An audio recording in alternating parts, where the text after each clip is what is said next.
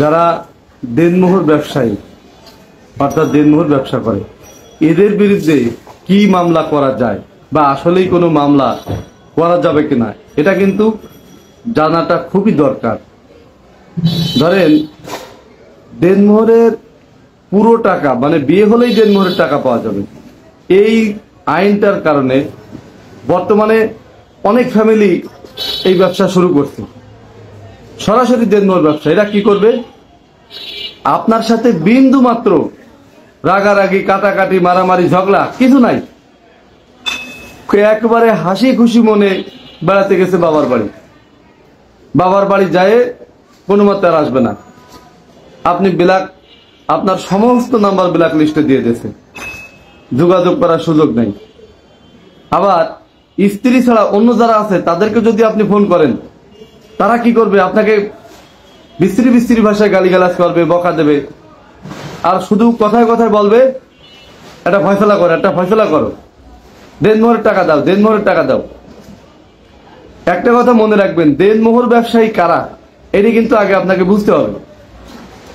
দেনমোহর ব্যবসায়ী হচ্ছে তারা যারা সংসারে কোন রকম অশান্তি না হলেও কয়েকদিন সংসার করার পর শুধু বলবে যে টাকা দাও ফয়সলা করো, টাকা দাও ফয়সলা করো, না হলে তোমার নামে মামলা করব, তোমাকে জেল খাটাবো, কোর্টের মাধ্যমে টাকা আদায় করব, এইরকম যারা বলবে এরাই হচ্ছে মূলত দেনমোহর ব্যবসায়ী।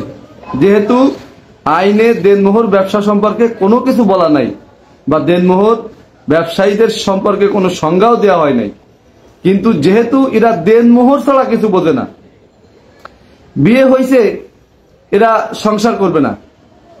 আবার একটা জিনিস খেয়াল করবেন, এরা কিন্তু কোনো মতেই আপনাকে তালাক দেবে না।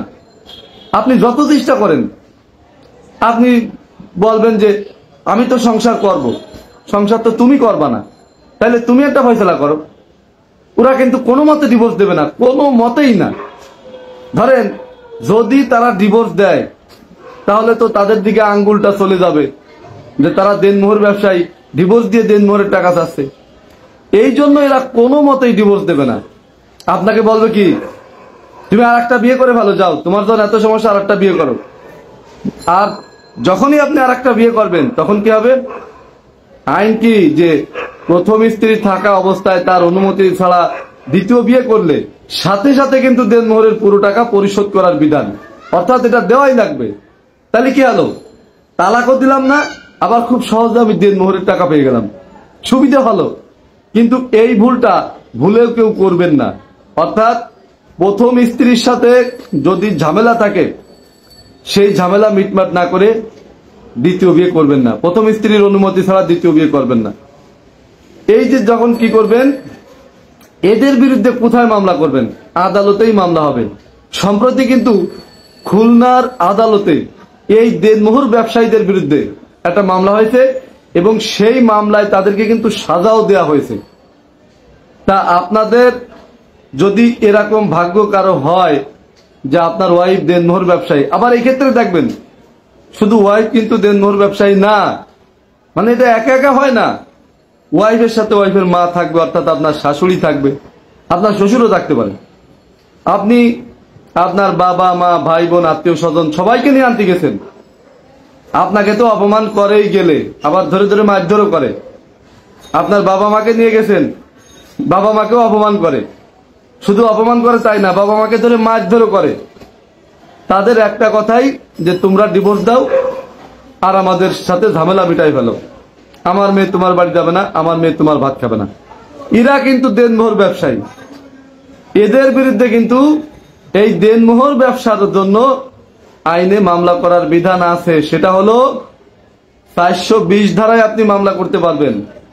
এই 420 ধারা আছে বাংলাদেশ দণ্ডবিধি আইনের 420 ধারা। 420 ধারা হলো প্রতারণা মামলা, অর্থাৎ বিয়ের নামে আপনার সাথে প্রতারণা করেছে, আপনার সাথে সংসার করার জন্য বিয়ে করে নাই, দেনমোহরের জন্য বিয়ে করেছে। যদি সংসার করার জন্য বিয়ে করতো তাহলে কি করতো, তাহলে আপনাকে ডাকতো, আপনার বাবা মাকে ডাকতো, অথবা আপনার মেম্বার চেয়ারম্যানকে ডাকতো, বা থানায় বসতো, বা এক জায়গায় বসে আপনার সাথে কি কি সমস্যা আছে সেগুলো সমাধান করত, বলতো যে আসো আমরা সবাই সমাধান করে ফেলি। তা কিন্তু বলে না। আর এইটা যখন বলে না তখনই কিন্তু বুঝতে হবে যে এরা দেনমোহর ব্যবসায়ী। আর এদের একটাই কথা সব জায়গায়, সবাই এক কথা, বউয়ের কথা যে না আমি তোমার ভাত খাবো না, তুমি আমার তালাক দাও, আমার টাকা দাও। বউয়ের মায়েরও এক কথা, অর্থাৎ শাশুড়িও এক কথা বলবে, আমার মেয়ে তোমার ভাত খাবে না, তুমি ডিভোর্স দাও আর দেনা পাওনা বোঝাই দাও। শ্বশুরও কিন্তু এক কথা, আমার মেয়ে তোমার ভাত খাবে না, তুমি একটা ফয়সালা করে ফেলো, নাহলে কিন্তু তোমার নামে মামলা করবে। এই কথা সবাই বলবে। একটা কথা হচ্ছে, আপনি যে মামলাই করেন না কেন আপনার দেনমোহরের টাকা কিন্তু কমবে না, যেহেতু দেনমোহর কমার কোনো সুযোগ নেই। আপনি দাম্পত্য সম্পর্ক পুনরুদ্ধার মামলা করেন, এই দেনমোহর ব্যবসার জন্য মামলা করেন, তাতে কিন্তু আপনার দেনমোহরের টাকা কমবে না। আর একটা বিষয় হলো কি, এই দেনমোহর ব্যবসা বন্ধের এই মামলাটা যদি আপনার করেন, এটা কিন্তু প্রমাণ করা খুব একটা কঠিন হবে না। এটা কিন্তু অলরেডি প্রমাণ হয়েই থাকে। কিভাবে প্রমাণ হয়ে থাকে? এই ধরেন আপনি মিনিমাম 8 থেকে 10 বার আপনার ওয়াইফকে আনতে গেছেন, তারা এত অপমান করে তারপরও আপনি আনতে গেছেন, তারা মারধর করে তারপরও আপনি গেছেন, এই যে যে একটা প্রমাণ রয়েছে। এরপরে ধরেন আপনার বাবা মাকে নিয়ে অনেকবার গেছেন, তারপরও তারা আসে নাই, আসেও না। তাদের কথা শুধু টাকা দাও ফয়সালা করো, টাকা দাও ফয়সালা করো, আমরা তোমার সাথে সংসার করবো না।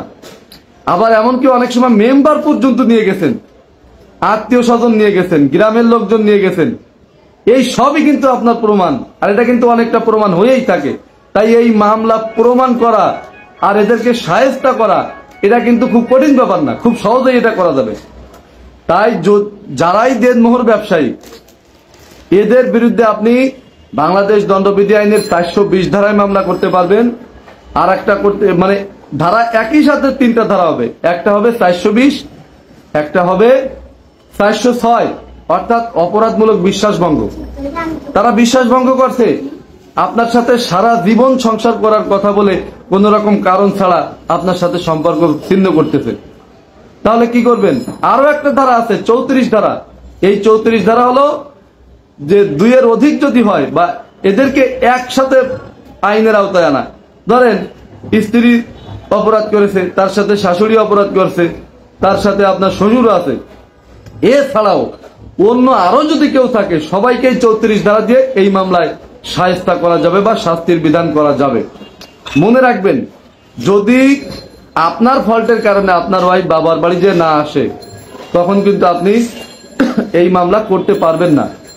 আর মিথ্যা মামলা করলে কিন্তু তার জন্য উল্টো আপনারই পানিশমেন্টের বিধান আছে। আপনাকে এই বিষয়টা বরাবরই খেয়াল করতে হবে যে কোন রকম কারণ ছাড়া, অর্থাৎ বিনা কারণে বা আপনার সাথে কোন রকম ঝামেলা ছাড়া হাসি খুশি মুখে বাবার বাড়ি গেছে, বিয়ে যাওয়ার পরে শুধু এখন দেনমোহরের টাকা চায় আর ফয়সালা চায়। এইরকম যদি পরিস্থিতি হয়, তাহলে আপনি এদের বিরুদ্ধে এই 420 বাংলাদেশ দণ্ডবিধি আইনের 420, 406 এবং 34 ধারায় মামলা করতে পারবেন এবং সে মামলা প্রমাণ হলে তাদেরকে শাস্তির আওতায় আনতে পারবেন। তবে আপনি এই মামলা করলেও কিন্তু তাদের দেনমোহরের টাকা আপনাকে পুরোটাই দিতে হবে। দেনমোহরের টাকা কিন্তু 1 টাকাও কমবে না। ধন্যবাদ, সবাই ভালো থাকবেন।